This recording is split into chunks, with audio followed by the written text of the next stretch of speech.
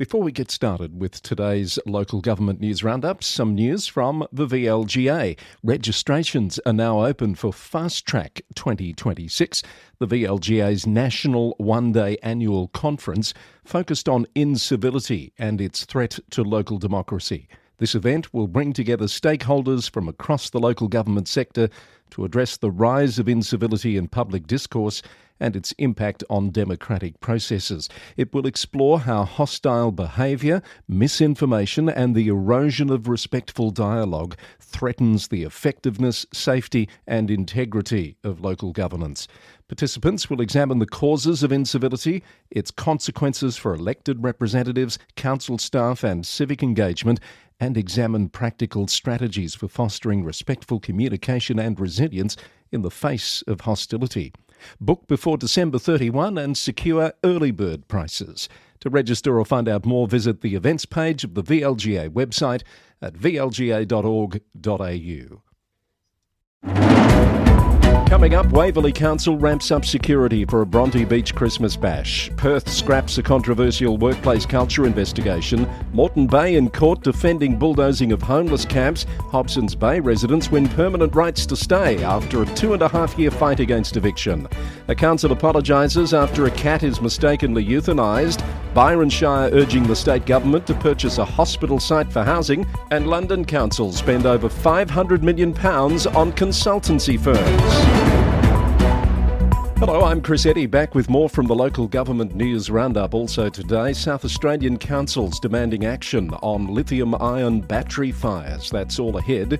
Here on the Roundup, brought to you by the Victorian Local Governance Association, the national broadcaster on all things local government, with support from Symphony 3, simple, connected customer experiences.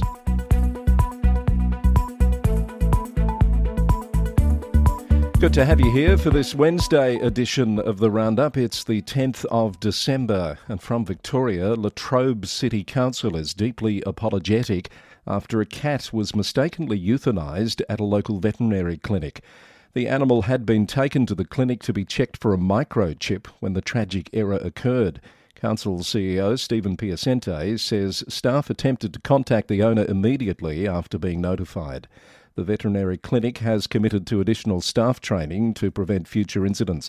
Both clinic staff and council officers are receiving support following the distressing mistake. Yarra City Council has thrown its support behind the Victorian Government's historic apology to First Peoples. Mayor Stephen Jolly called on the community to stand with First Nations people at this significant moment, emphasising the need for honesty about discrimination and dispossession throughout history. The Council has pledged to continue working in solidarity with Aboriginal and Torres Strait Islander peoples. Dean Hurlston, the controversial figure behind Council Watch Victoria, has reportedly issued an apology to former Stonington Mayor Jamie Classaris. The Age reported that the apology is part of a settlement in a defamation case brought by Councillor Classaris over allegations including sexual harassment claims. The settlement terms remain undisclosed, but Mr Hurlston has withdrawn his statements entirely. Councillor Classaris said she was pleased the matter had been resolved. Up to 100 residents at Technopark Drive in Williamstown have won permanent rights to stay in their homes after a gruelling 2.5-year fight against Hobsons Bay City Council. The Age has reported on how the council launched a campaign in May 2023, secretly called Operation Pegasus, to have the residents evicted, citing a 37-year-old industrial zoning rule. The Victorian Government intervened in February 2024 with new planning laws, granting existing use rights to properties used as homes for 15 continuous years. Final certificates of compliance were issued on Monday, ending the battle just in time for Christmas. Frankston City Council is rolling out $1.5 million in federal funding to expand its CCTV network, already one of the largest run by local government in Australia. New cameras will be installed in Karingal and Carrum Downs, with footage streamed directly to police. The council has also launched a second rapid response team to patrol suburban areas, parks and shopping strips, aiming to deter crime and provide greater peace of mind for residents. Meanwhile, Frankston has launched Australia's first fully accessible beach pilot program, transforming Frankston Beach with 70 metres of beach matting to the water's edge.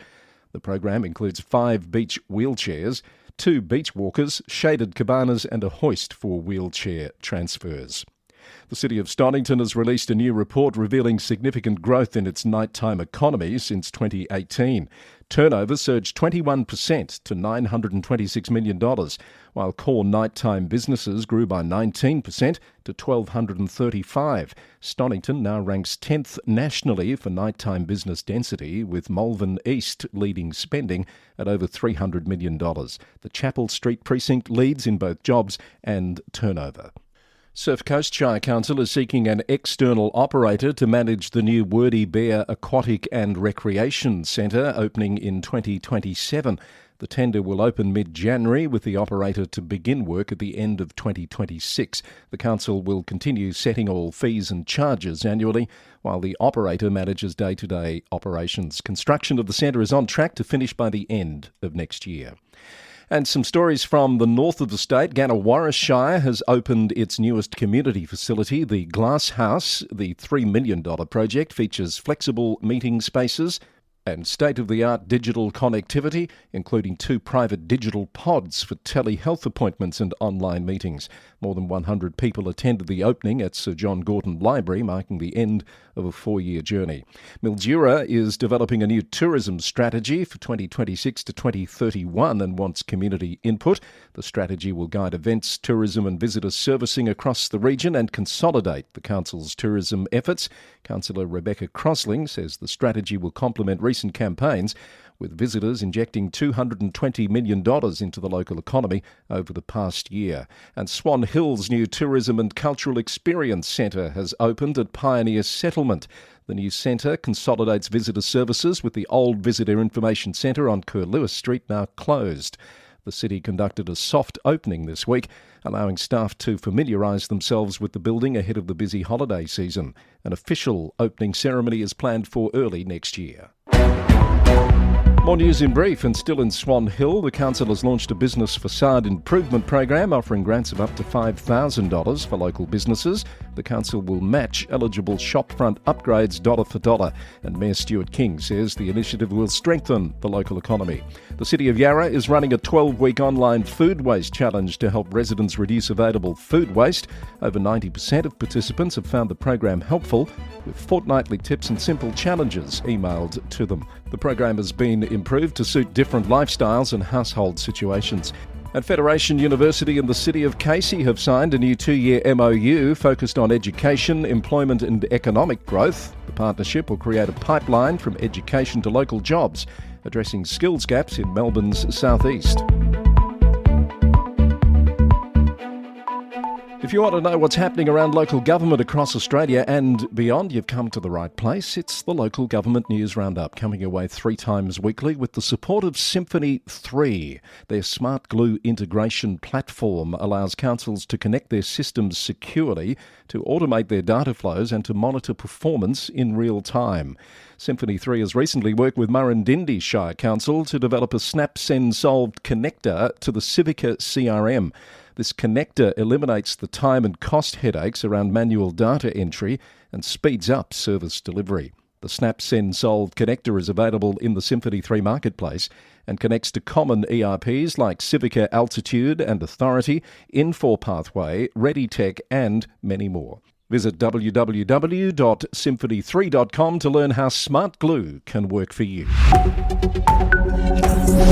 Let's round up some news out of New South Wales, and the Sydney Morning Herald has reported on how Waverley Council is ramping up security at Bronte Beach this Christmas after 15,000 revellers left a trail of rubbish last year. Police checkpoints will enforce alcohol and glass bans, while extra toilets, water stations and cleaning crews will be deployed throughout the day. The unauthorised party has grown in popularity since the pandemic, sparking complaints about noise, antisocial behaviour and mess. Residents say the beachfront park was turned into a mass urinal by partygoers. Council says it can't ban people from the beach, but it's committed to protecting community safety and amenity. Clarence Valley Council will investigate using automated telephone polling to gauge support for directly electing its mayor. The Northern Rivers Times reported that councillors voted 6-3 to explore the low-cost alternative. after hearing a referendum would add $53,700 to election costs.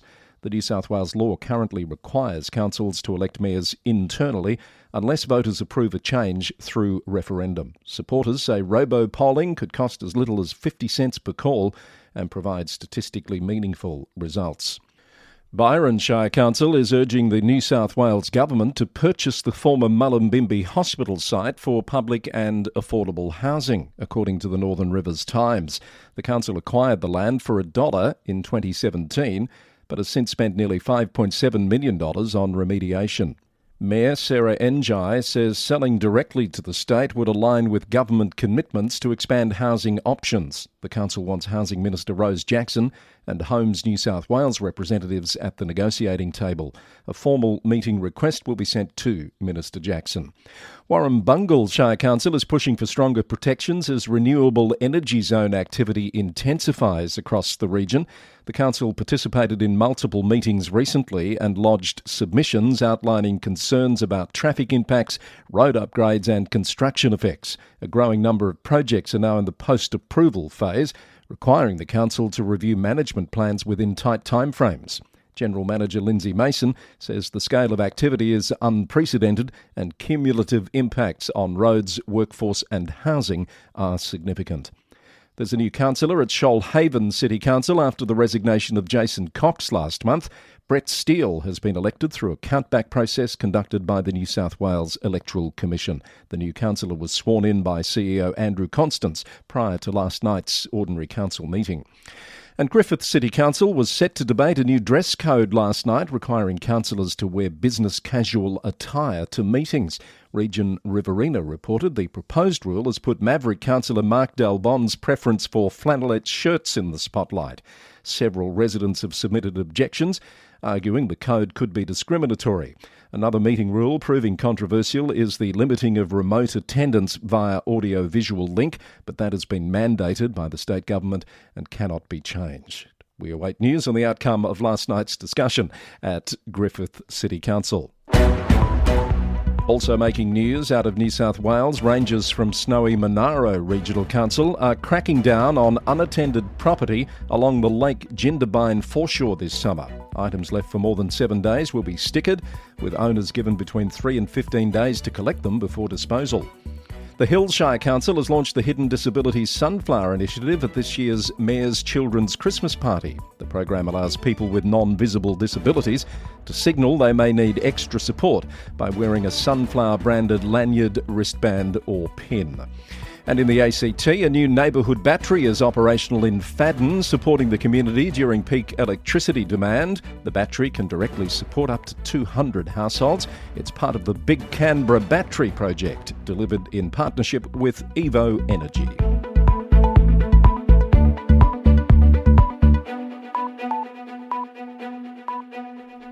Moving right along to Queensland, and the city of Moreton Bay is defending a Supreme Court challenge over its April 2024 clearing of a homeless camp in Calangur. The case commenced on Monday, with lawyers arguing the bulldozing of tents and belongings violated human rights, including the right to home, privacy, property and protection from cruel treatment. The council defends its actions by stating that camping on public land without authorisation is illegal, that residents were given opportunities to remove belongings, and that it offered housing to some residents. It's warned the case could impact how all 77 Queensland councils enforce local laws. Justice Paul Smith has reserved judgment after hearing arguments from both sides. Read more at news.com.au. Toowoomba Regional Council has narrowly approved a controversial parking strategy. The Toowoomba Chronicle reported the proposal was opposed by Mayor Jeff McDonald, who warned it could restrict access to the city centre. The plan includes paid parking zones and time limits aimed at improving turnover in busy areas. Councillors voted 6-5 in favour after heated debate about balancing business needs with accessibility. Tablelands Regional Council has apologised to a local resident after falsely claiming he acted dishonestly over debate about the condition of the Patrick English Pavilion. The council deleted a June media release titled Pavilion Misinformation following defamation concerns served in September. But Mac Lachlan told the Cairns Post that he's rejected the apology, saying it's a mitigation attempt and will proceed with legal action against CEO Nicola Stepanov and Mayor Rod Marty. The council says the apology was made in good faith with no intent to criticise individuals. Meanwhile, the council has moved to award a contract for deconstruction works on the controversial pavilion. Townsville City Council has launched a Back to Basics recruitment campaign to fill critical frontline positions. The drive focuses on attracting workers for essential services, including waste collection, parks maintenance and labourers. Mayor Nick Demetto said it was about getting boots on the ground in areas where the little things can make a big difference in both the amenity of the city and with civic pride. Gympie Library is set to reopen on Monday after essential re-roofing and air conditioning replacement works. The pop-up library at the Pavilion Conference Centre will close on the 10th. That's today, to allow staff time to move resources back to the main facility. Mayor Glenn Hartwig has thanked the community for their patience and praised library staff for maintaining 5-star service throughout the closure. And the Goondiwindi Regional Civic Centre is celebrating its 10th anniversary as a cultural and community hub. Since opening in 2015, the centre has hosted hundreds of events from concerts to conferences, and it's become a cornerstone of regional identity, attracting visitors and supporting local arts. Anniversary celebrations will include special performances and community events throughout the month. That's our Queensland report for today. Now, registrations are now open for Fast Track 2026, the VLGA's national one-day annual conference focused on incivility and its threat to local democracy. The event will bring together stakeholders from across the sector to address the rise of incivility in public discourse and its impact on democratic processes. It will explore how hostile behaviour, misinformation and the erosion of respectful dialogue threatens the effectiveness, safety and integrity of local governance. Book before the 31st of December to secure early bird prices. You can register or find out more by visiting the events page of the VLGA website at vlga.org.au.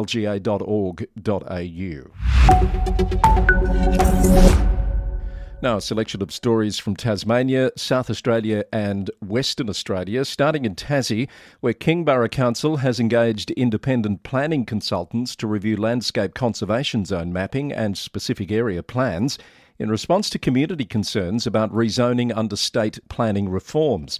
The consultants will assess whether some areas should be zoned differently, such as rural living zone, and will participate in ongoing Tasmanian Planning Commission hearings. The council has written to affected landowners to outline the steps being taken, and unrelated hearings will continue while the reviews progress. Central Coast Council has swept the Tasmanian Awards for Planning Excellence, taking home 3 of 6 categories. The council won for improving planning processes through initiatives like dedicated planner bookings and community forums. Its housing strategy won the Strategic Planning Project Award and the People's Choice Award. Mayor Cheryl Fuller credited the success to strong organisational values and teamwork. And sad news, with former Dorset Mayor Peter Partridge, OAM, having passed away after an extraordinary 42 years of service to local government. Mr Partridge served continuously from 1972 to 2014. Making him the region's longest-serving councillor. He held various leadership roles, including mayor from 93 to 99 and again from 2002 to 2009. The decorated public servant received an Order of Australia medal in 2003 and was known for his quiet dedication, often seen collecting roadside rubbish on his way to council meetings. The council has extended condolences to his wife Leslie and family. Vale Peter Partridge. In South Australia, lithium-ion batteries, sparking up to 12,000 fires a year across Australia's waste network, are putting workers and communities at serious risk, and the Local Government Association of South Australia is demanding the next state government establish a mandatory product stewardship scheme to keep batteries out of household bins. Recent fires at waste depots in Port Augusta and Goolwa highlight the urgent danger, with regional areas particularly vulnerable to bushfire risks. The LGA says councils can't tackle this crisis alone and need state legislation to back their efforts before someone gets seriously hurt. Murray Bridge Council is seeking community feedback on plans to host a community battery at Homburg Reserve, one of 18 being rolled out across the state as part of the government's Empowering SA program. The battery will deliver cheaper electricity rates to nominated households, with SA Housing Trust tenants first in line to benefit. The council would lease the land for 15 years at peppercorn rates with waived land charges. And the Local Government Association of South Australia has opened nominations for the 2025-26 Joy Bayluck Award. The award recognises outstanding senior female leaders in South Australian councils who demonstrate innovation and support women in local government. It honours the late Joy Bayluck AM, the former Mayor of Port Augusta for 29 years. Nominations close on the 13th of February. The winner will be announced on International Women's Day on the 8th of March. And to Western Australia, the city of Perth will not go forward with a controversial workplace culture investigation originally proposed by new Lord Mayor Bruce Reynolds. The $125,000 investigation has been controversial for the new mayor, even triggering the resignation of the council's acting CEO. The West Australian reported the outcome of a council vote on the matter this week and the Lord Mayor's claim that, quote, truth will come out, unquote. Meanwhile, the council has launched its One City Together for Summer initiative to enhance safety and vibrancy in the CBD during the busy summer period. The program includes increased Safe City night patrols, additional mobile CCTV towers and a trial of real-time decibel monitoring in Wellington Square to manage noise levels. The town of East Fremantle Council has voted unanimously to pay itself superannuation, according to a report from Perth Now. Changes to the Local Government Act last year allowed smaller councils to opt into super payments. They'll be backdated to October's local government elections at a cost of around $35,000. The move brings East Fremantle in line with larger local governments already making super contributions. And the city of Busselton has renewed its partnership with Rio Tinto for another 3 years, worth $300,000. The deal extends support for youth services that have been running since 2014. Funding will help conduct a youth needs assessment and develop programs for neurodiverse and at-risk young people. Rio Tinto will continue part funding the city's annual youth development trainee position. That's around 20 minutes of Australian news. Now let's go overseas with news out of the UK, where a new report has revealed that London councils paid more than £500 million to consultancy and outsourcing firms last year. The Autonomy Institute study found that councils are now structurally dependent on private companies for core functions following years of budget cuts. The Guardian reported that Lambeth Council paid over £80 million in 2024, while Barnet spent more than $40 million. Between 2013 and 2023, average annual consultancy spending per London council rose 76% from £11.5 million to £20.2 million. Fake adverts using City of York Council branding have appeared on social media promoting non-existent initiatives, including volunteer pothole repairers and volunteer flag removers. Council leader Claire Douglas has warned the sophisticated false information is seeking to undermine UK democracy and community cohesion. The bogus ads feature real council contact details and have been shared widely, with right-wing commentators treating them as genuine. The BBC reported the fake content has emerged ahead of a by-election in the Heworth ward of City of York in January. Also of interest from BBC News, Worthing Borough Council is facing a £2 million overspend, with nearly a third of its annual budget now going on homelessness. Liberal Democrat councillors in the Highlands are calling for quieter fireworks at council-run displays in a motion to be considered by the council soon. Tower Hamlets Council has been warned it risks being trapped in a cycle of government intervention due to significant weaknesses in how it's run. External auditors have identified 10 major issues there, including high turnover of senior staff. And in breaking news, the Reform UK councillor at the centre of a social media probe has resigned his leadership position. Ian Cooper was in control of Staffordshire County Council until his social media usage came under scrutiny. Yahoo News reports that he'll remain as an independent councillor in Tamworth. To the US and a couple of stories out of Florida, Lake Hamilton Town Council has rejected its mayor's attempt to appoint her husband to a vacant council seat. The Lakeland Ledger reported on the controversy that erupted when applicants discovered the mayor's husband was among the candidates for a seat left empty after a resignation. Despite the mayor's authority to make the appointment under Florida law, public outcry forced the council to vote on letting residents decide in April's election instead. And the city of Miami Beach in Florida has achieved a perfect score of 100 in the Human Rights Campaign's 2025 Municipal Equality Index, ranking among the top US cities for LGBTQ+ protections.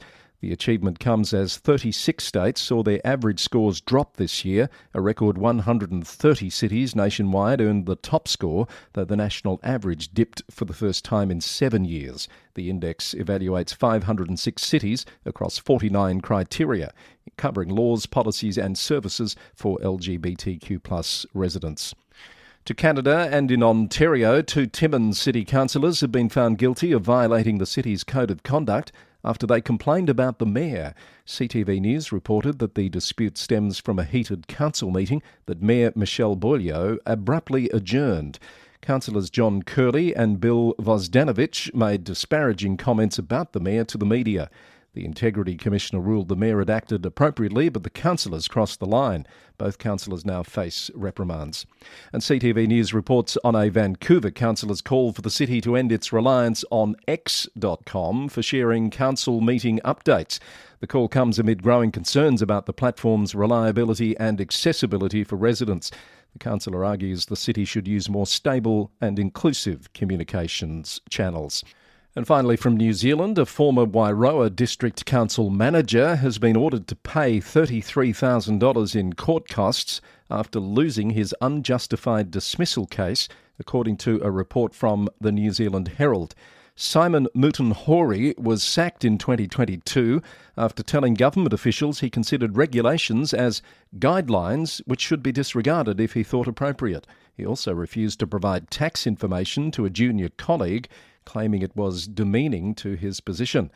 Mutanhori later unsuccessfully ran for Wairoa Mayor, and he was reportedly dismissed from a position at Mount Isa Council in Queensland. The employment court described his legal action as overlong and complicated and reliant on irrelevant pleadings.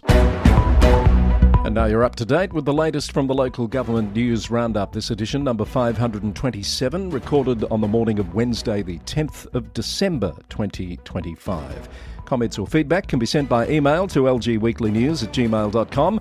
My thanks to the Victorian Local Governance Association for their ongoing support for the Roundup. They are the national broadcaster on all things local government. Check out VLGA Connect on YouTube. And thanks to Symphony 3 for their support. Simple, connected customer experiences from Symphony 3 and their Smart Glue platform. Our next episode will come your way on Friday, and we'll soon be moving into our summer schedule of episodes as the news demands. The Roundup is recorded in the city of Greater Geelong, Victoria, on the land of the Wadawurrung people of the Kulin Nation. Until next time, thanks for listening, and bye for now.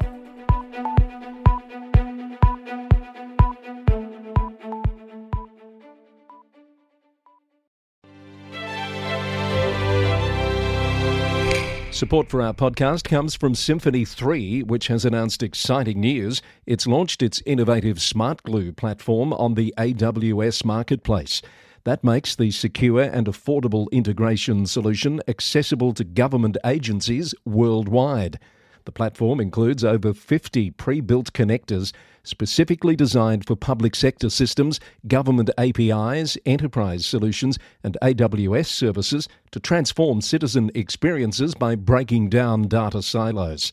Smart Glue delivers operational excellence for local governments through cost reduction, process optimization, improved decision-making, and scalable architecture, all while maintaining comprehensive security and compliance standards required by public sector organisations.